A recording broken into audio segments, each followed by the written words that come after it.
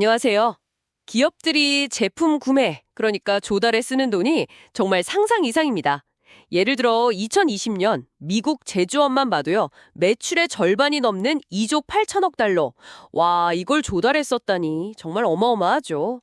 오늘은 이 복잡한 조달 과정, 그중에서도 특히 지출 분석을요. 인공지능으로 어떻게 자동화하는지 그 혁신적인 방법에 대해 좀 깊이 파헤쳐보려고 합니다. 인폼스 저널 온 어플라이드 애널리틱스에 실린 리언 연구팀의 2025년 논문을 바탕으로요. 수작업으로는 몇 달씩 걸리던 분석을 AI가 어떻게 단 며칠 만에 해내는지, 그리고 숨겨진 비용 절감 기회는 또 어떻게 찾아내는지 당신을 위한 핵심만 쏙쏙 뽑아 살펴보겠습니다. 네네, 좋습니다. 이 지출 분석이라는 게 생각보다 훨씬 까다로운 문제입니다. 대기업의 경우엔 수천 개 공급업체에서 수만 개 제품을 사들이는데 이 관련 데이터가 정말 제멋대로거든요. 비정형 텍스트가 많고요. 또 같은 회사 이름도 여기저기 다르게 적히기 일쑤죠. 아, 맞아요. 제품 설명도 무슨 암호 같다고 하던데요. 약어투성이라고. 네, 그렇죠. 전문가 아니면 이게 뭘 의미하는지 해독하기가 참 어렵습니다. 논문에 나온 그 1200ml 너비 프레첼 예시가 딱 그런 경우죠. 이게 과자가 아니라 컨베이어 벨트 부품이었다니. 하마터면 간식 납품 업체로 분류할 뻔했겠어요. 네, 맞습니다. 심지어 그 영국 공급업체가 스스로 밝힌 산업 군유 코드, SIC 코드 정확도도 20% 미만이라는 분석도 있었으니까요. 데이터 신뢰도 자체가 좀 그렇죠. 와, 20%요? 그럼 믿고 분석하기가 어렵겠네요. 그래서 수작업 분석은 시간도 오래 걸리고 비싸고, 그러다 보니 보통 지출 상위 20% 정도만 들여다보게 되는 거고요. 맞습니다. 영국 식품회사 크랜스윅 사례를 보면요. 공급업체가 2,170개나 됐는데 그중에 단 68곳, 그러니까 약 3% 정도가 전체 지출의 80%를 차지했습니다. 3%가 80%를요? 네. 이러면 나머지 97% 속에 혹시 있을지 모르는 그런 비용 절감 기회는 그냥 놓치게 되는 거죠. 이게 바로 기존 방식의 한계입니다. 그래서 AI를 도입하려고 해도 이게 또 쉽지가 않았다는 거죠. 정확한 분류를 위한 정답 데이터도 부족하고 회사마다 분류 체계도 제각각이고 특히 5단계, 6단계 이렇게 세분화해서 분류하는 건 기존 AI 모델로는 정확도가 많이 떨어졌다고요. 네, 맞아요. 실제로는 그 정도의 세분화된 분류가 필요한데 기존 AI 방식의 한계가 좀 명확했죠. 그런데 리 연구팀은 이걸 어떻게 돌파했나요? 뭔가 좀 발상의 전환이 있었던 것 같은데요? 바로 이 지점이 이 논문의 핵심인데요. 연구팀은 그 방대한 정답 데이터 대신에요. 스몰 데이터와 빅데이터를 아주 영리하게 조합했습니다. 스몰 데이터와 빅데이터요? 좀 더 설명해 주시죠. 네, 스몰 데이터로는요. 영국 표준산업 분류, UK SIC 같은 거 있잖아요. 이미 잘 정립된 그런 계층적 분류 체계. 여기선 6단계에 15,574개 카테고리나 되는 걸 썼는데요. 이건 활용해서 AI에게 전문가들이 어떻게 분류하는지 그 논리를 학습시킨 거죠. 일종의 뼈대를 만들어준 셈입니다. 아, 그렇군요. 표준 분류 체계로 일단 기본 틀을 잡고 그럼 빅데이터는 어떤 역할을 한 건가요? 구체적인 사를 붙이는 건가요? 네, 정확합니다. 빅데이터로는 공급업체 웹사이트에서 직접 수집한 회사 소개나 제품 정보, 그리고 기존의 구매 내역 데이터 같은 걸 활용했습니다. 이걸 통해서 실제 비즈니스 맥락, 그리고 구체적인 제품 지식, 그러니까 전문가들의 경험적인 지식 같은 것을 AI에 불어넣은 거죠. 그리고 이 두 가지 다른 종류의 데이터를 효과적으로 처리하기 위해서 독자적인 모델을 개발했는데요. 3개 요소 분류 모델이라고 부릅니다. 3개 요소요? 어떤 거죠? 네, 첫째는 산업 분류 같은 상위 레벨 분류에 강한 탑다운 방식이고요.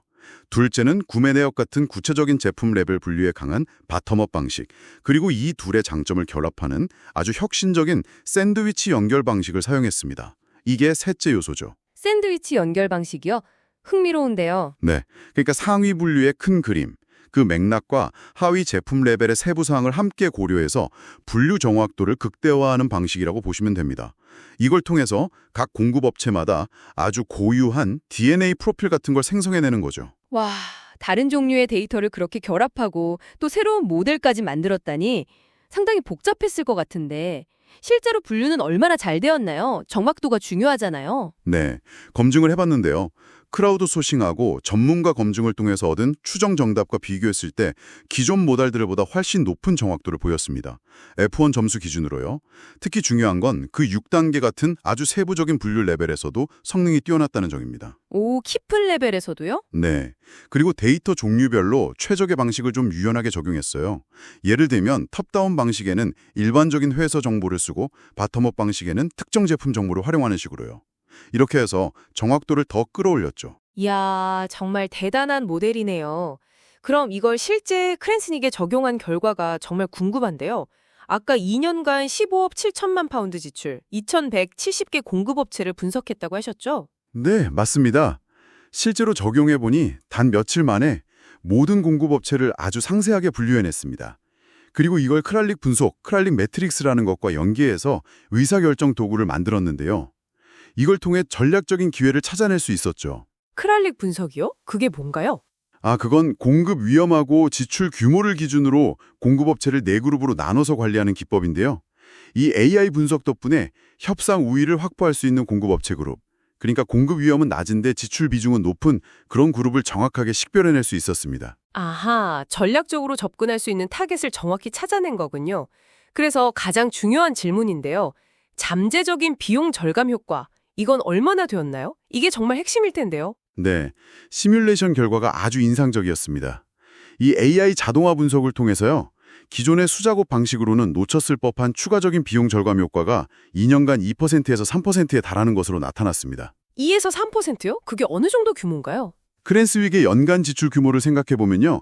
이게 매년 1,600만 파운드에서 2,200만 파운드에 달하는 금액입니다. 우리 돈으로 하면 약 270억 원에서 370억 원 정도 되는 거죠. 와, 연간 최대 2,200만 파운드, 370억 원 절감이라니 어마어마하네요. 수작업으로는 그냥 놓치고 있던 기회가 그만큼이나 많았다는 거잖아요. 이게 다른 기업들한테도 시사하는 바가 정말 크겠어요. 특히 비용 문제 때문에 이런 분석 엄두도 못 냈던 중소기업들한테도요. 맞습니다. 이 방법론은 중소기업도 충분히 활용 가능성이 있습니다. 더 나아가서는요. 조달 분야뿐만 아니라 다른 분야에도 적용될 수 있어요. 예를 들어 법률 기술, 리걸 테크나 금융 서비스처럼 정형 데이터는 좀 부족하지만 설명 문서 같은 비정형 데이터가 많은 분야 있잖아요. 네네. 그런데 충분히 적용 가능합니다. 가령 방대한 규제 문서를 AI로 분석해서 잠재적인 위험 영역을 미리 식별한다든가 하는 식으로요. 오늘 정말 흥미로운 이야기였습니다. AI가 복잡한 조달 지출 분석이라는 난제를 스몰 데이터와 빅데이터의 영리한 조화, 그리고 그 3개 요소 모델이라는 독창적인 방식으로 풀어내는 것을 봤고요.